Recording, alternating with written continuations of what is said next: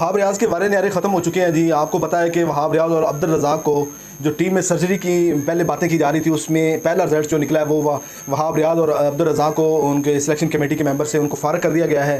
तो इस चीज़ से मेरा थोड़ा सा इख्तलाफ भी है कि आपको पता है कि जब ये टीम सिलेक्शन कमेटी की 7 मेंबर्स पे बनी थी तो ये चीज़ वाज़ा बता दी गई थी कि जो भी फैसला होगा वो किसी एक बंदे का नहीं होगा, पूरे 7 लोगों का होगा।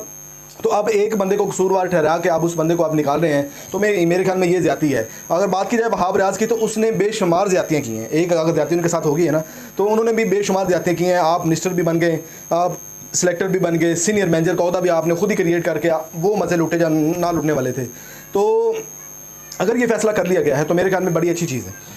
तो वहाब रियाज ने जिस तरह से इंजॉय किया है पाकिस्तान में रहते हुए, पाकिस्तान यानी कि पहले क्रिकेट खेल के बड़ा माल कमाया, उसके बाद फिर वो मिनिस्टर बन के, उसके बाद चीफ सेलेक्टर बन के, सिलेक्शन कमेटी के मेंबर बन के, उसके बाद अपने लिए टीम के साथ ट्रैवल करने के लिए, वर्ल्ड कप के साथ जाने के लिए उन्होंने जनाब एक नई पोस्ट क्रिएट की, सीनियर मैनेजर का अहदा बनाया गया, उसमें अपने आप को फाइज किया और चले गए जनाब। वो खूब इंजॉय किया वहाँ पे। जब एंथम, नेशनल एंथम होता था तो वहाब रियाज साहब की बेटी और इनके रिश्तेदार भी खूब इंजॉय करते रहे। तो मेरे ख्याल में ये बड़ा अच्छा फैसला किया है कि वहाब रियाज को मैं नहीं समझता हूँ कि वो बंदा जो था वो इस पोस्ट के लिए सही डिज़र्व करता था या नहीं करता था।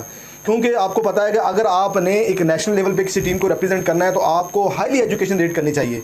और जिस तरह से सलमान भट्ट हैं, यूनुस खान हैं और वसीम अकरम हैं, शुएब अख्तर हैं, जिनको एक टॉप क्लास लेवल की इंग्लिश आती है ना, तो मेरे ख्याल में वो लोग होने चाहिए जो इंग्लिश को समझें भी और उनको करें भी। तो मैं नहीं समझता हूँ कि वहाब रियाज को इस तरह चीज़ें समझ आती थी या नहीं आती थी।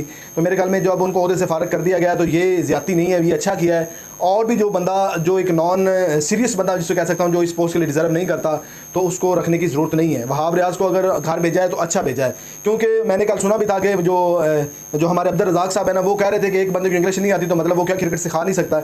ऐसी बात नहीं है। आपने क्रिकेट आगे डिलीवर करनी है। जब आप क्रिकेट को अपने वही रवायती पुराने अंदाज में डिलीवर करेंगे तो मेरे ख्याल में आप कुछ चेंज नहीं लेके आएंगे। अगर आप पढ़े लिखे हैं, चीज़ों को समझते हैं, टेक्निकली आप स्ट्रॉन्ग हैं, तो आप बच्चों में बहुत ज़्यादा चीज़ें जो है नई नई इंप्रूव कर सकते हैं।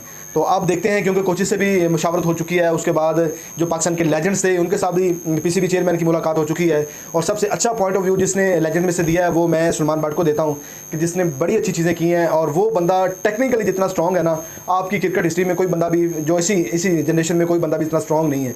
तो मेरे ख्याल में उनसे हमें फ़ायदा उठाना चाहिए। अगर उन पे लेबल लगाते हैं जी इन्होंने स्कॉट फिक्सिंग की है, तो बेशुमार ऐसे स्कॉट फिक्सिंग वाले लोग हैं जो आपके साथ अटैच भी हैं, तो वो भी खेल रहे हैं। तो इनके साथ अगर वो मैनेजमेंट कमेटी का हिस्सा बनते हैं तो मेरे ख्याल में नहीं, उनको बनाएं, उनसे फ़ायदा लें। अगर बजाय उनसे कोई और बंदा उनसे फ़ायदा ले, आप उनसे नहीं, आपकी क्रिकेट में काफ़ी ज़्यादा बेहतरी आएगी। तो मेरे ख्याल में ये बहुत अच्छा फैसला है कि वहाब रियाज और अब्दुल रज़ाक को इस पोस्ट से फारग किया गया। तो ये बड़ी अच्छी चीज़ है। इनकी जगह पे 2 ऐसे बंदे लेके आए जो अथेंटिक हों और क्रिकेट को बड़ा अच्छे तरीके से टेक्निकली जानते हों, तो फिर मज़ा आएगा क्रिकेट को, पाकिस्तान को देखते हुए कि कैसे ऊपर नहीं जाती। ठीक है दोस्तों, ये थी वीडियो। उम्मीद करूँ आपको वीडियो अच्छी लगी। लास्ट में रिक्वेस्ट करें, चैनल को सब्सक्राइब जरूर कीजिएगा, प्रेस द बेल आइकॉन।